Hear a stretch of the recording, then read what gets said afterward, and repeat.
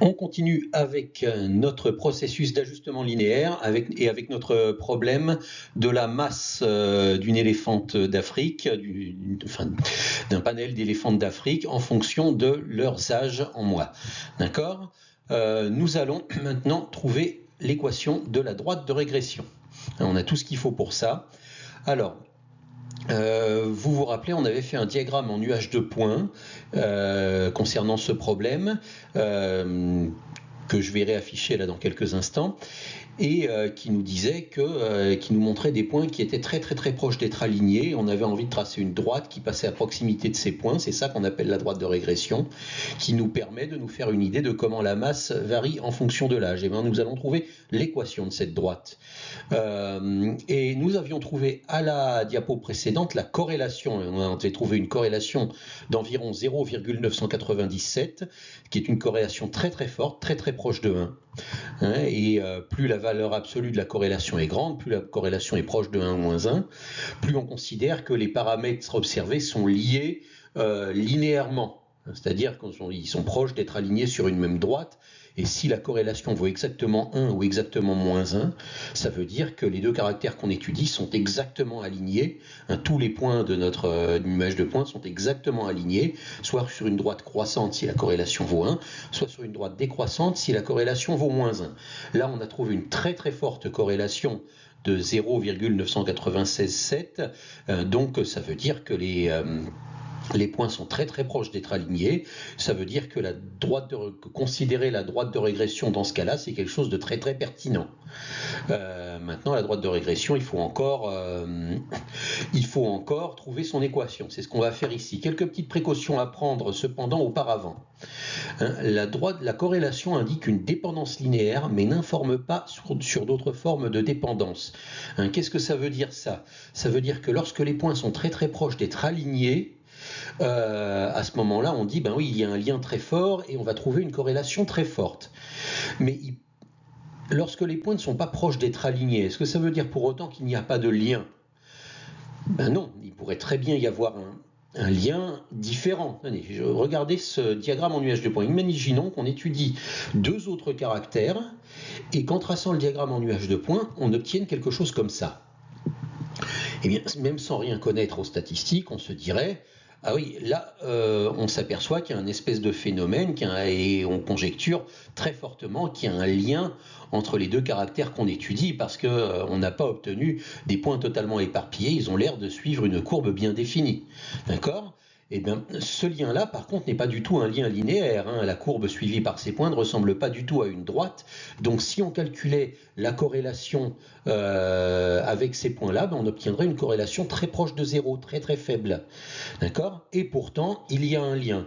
Donc, la corrélation, elle ne nous informe que sur le modèle linéaire, que sur le lien linéaire, le seul qu'on étudiera pendant ce cours. Mais le fait qu'une corrélation soit très proche de 0, ça ne veut pas dire qu'il n'y a pas de lien. Ça veut dire qu'il n'y a pas de lien linéaire.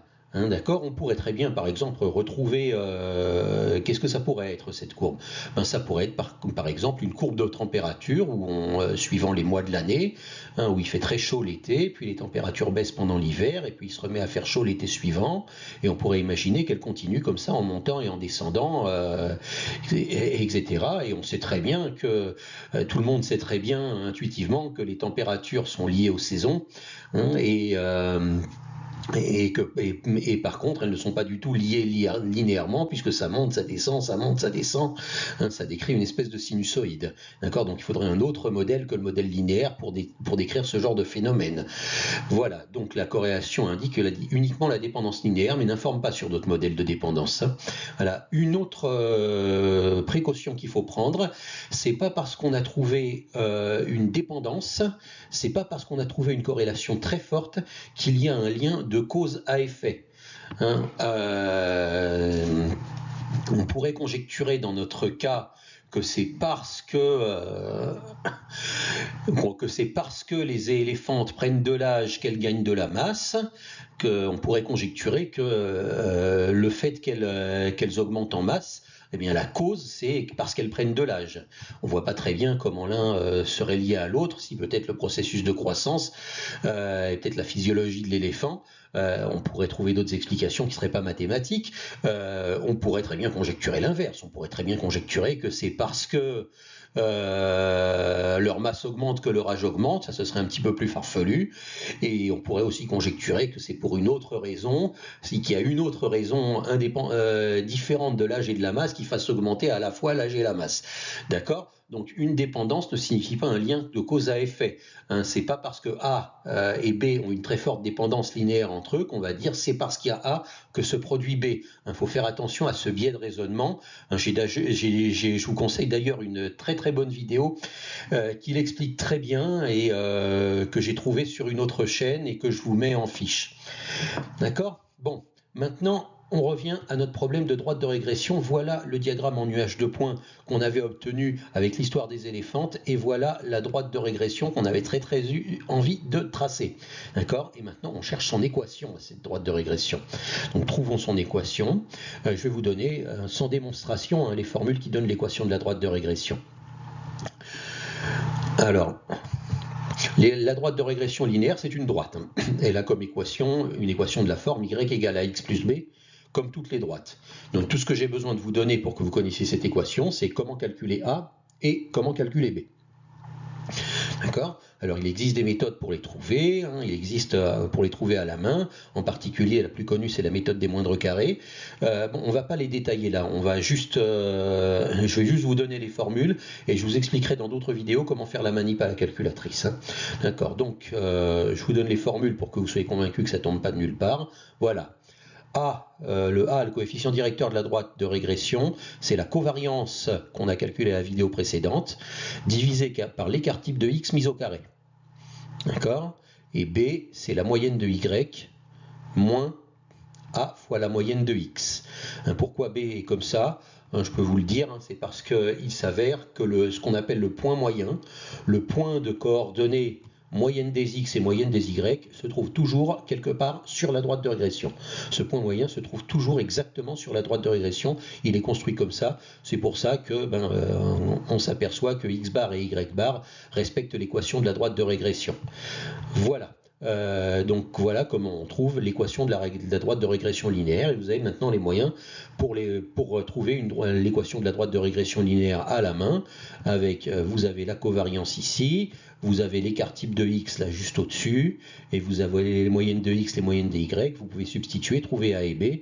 Ceci dit, c'est pas la peine vraiment de le faire à la main puisqu'on a des calculatrices qui le donnent très facilement et je publie d'autres vidéos que je vous mets en fiche en haut à droite de l'écran qui vous donnent les manipulations à effectuer à la calculatrice pour trouver directement A et B.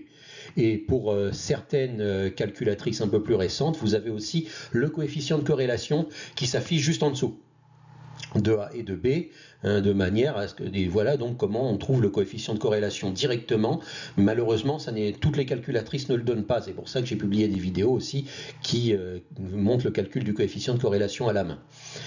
Voilà. Donc comment on trouve la droite de régression, et on verra dans la vidéo suivante comment on s'en sert de cette droite de régression, à quoi elle nous sert concrètement. Elle va nous servir à faire des prévisions et à faire des conjectures. Donc ici, voilà la droite de régression que l'on trouve, l'équation de la droite que nous donne la calculatrice ou que nous donnent nos calculs, c'est la suivante. Y égale 14,869x plus 117. D'accord ? Ça semblerait vouloir dire que à 0 mois, une éléphante pèse 117 kg. Et ça semblerait vouloir dire qu'à chaque mois de sa vie, elle gagne environ 14,869 kg. Voilà ce que ça semblerait vouloir dire. Alors encore une fois, je suis désolé je m'excuse auprès de la communauté scientifique si ces données sur les éléphantes ne sont pas exactes, mais j'ai juste pris ça pour l'exemple.